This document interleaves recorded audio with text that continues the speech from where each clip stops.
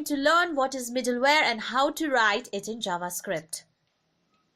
As normally we see that when we give some input, so there is always an output. So in this example, we can see that if we are taking a function A as an input, that function B goes as an output.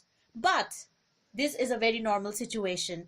But if in some situations, if we need to add database call and logger in between A and B, then we need C and D. So that C and D becomes our middleware.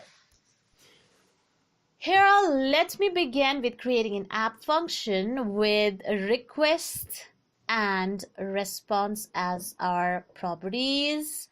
And then we create middleware array.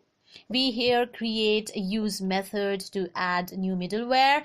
And we also create run a middleware function to run middleware from start to end recursively.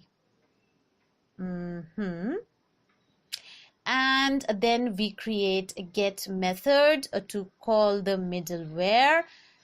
And here we also provide callback function to the get method. Finally, we return the use and get properties. Now we create the instance of app function.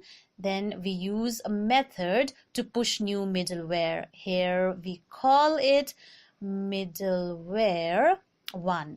Then again we push new middleware 2. And again we call it middleware 2, and again we push new middleware 3. And we call it middleware 3. And we finally use get method to run middleware with request and response properties. Now friends, we run this in Node.js and finally get the output.